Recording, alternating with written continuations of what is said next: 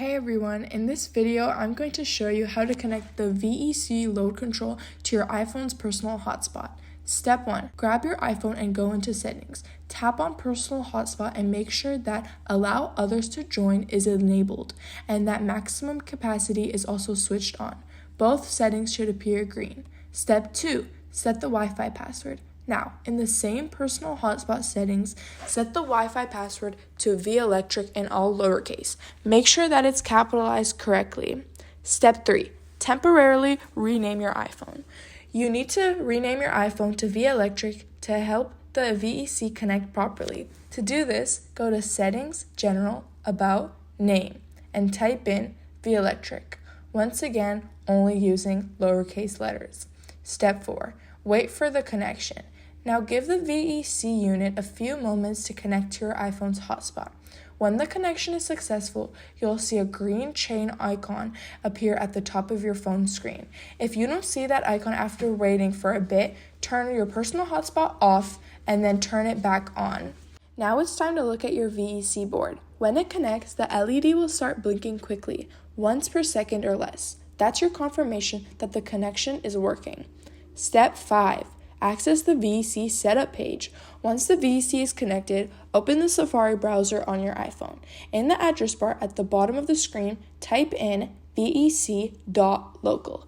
Press enter and the main setup page for the VEC monitoring system will appear. From there, you will begin configuration. Once the main page of the VEC appears, you'll see a few key elements to help you monitor and manage your system. Under the Home tab, at the top you'll notice indicators for CT1 and CT2. These current transformers display the consumption on each phase, L1 and L2, giving you a clear view of your overall home energy usage in real time.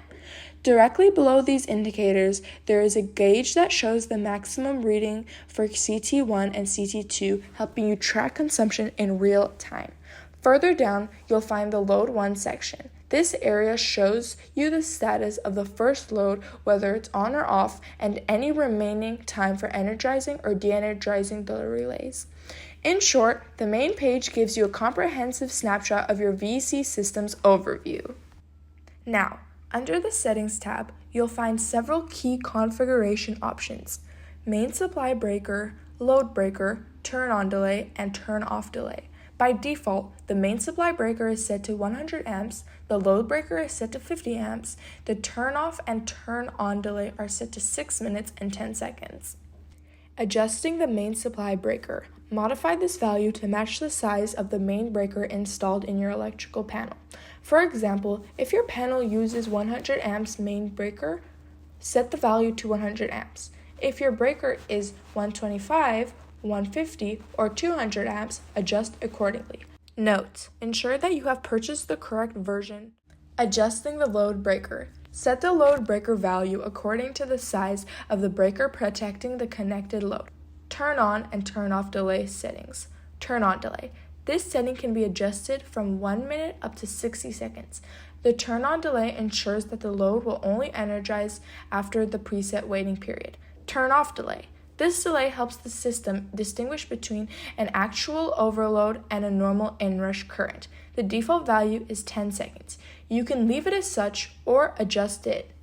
Saving your settings. After making all your adjustments, press the Save Settings button located at the top right corner of the page. This will ensure that all your customized parameters are saved to the device.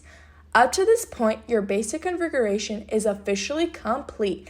After you save your settings, your initial setup is done. However, if you would like to explore advanced features such as changing your password or other additional options, please continue watching the rest of the video. Part 2. Under the Help button, you'll find instructions for changing priority if you have more than one load and have already purchased a dual channel or 3-channel unit. There are also delay settings explained and an important note reminding you to press the Save Setting button after making any adjustments. Finally, there's a support section if you have any questions. Under the About button, you'll find the Network Configuration section. If you click on Network Configuration, you can change your name and password.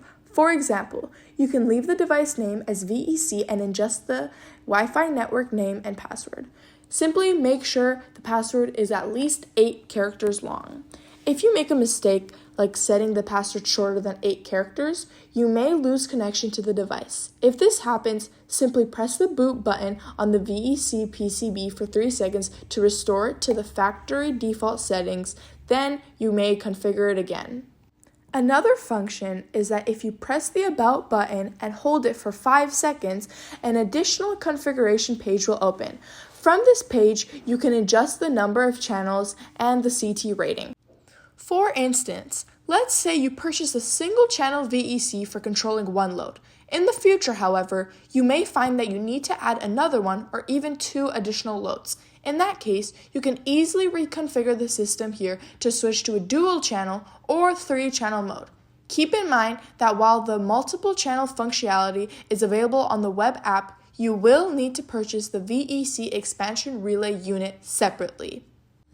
Similarly, if you originally configured the system for a 100 amp panel and later upgrade your panel to 200, you can purchase a 200 amp CT and update the rating accordingly. It's crucial that the CT rating in the settings matches the actual CT you are using.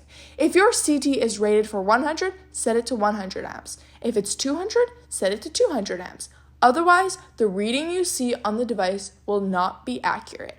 That's all for today's video, and thank you for watching.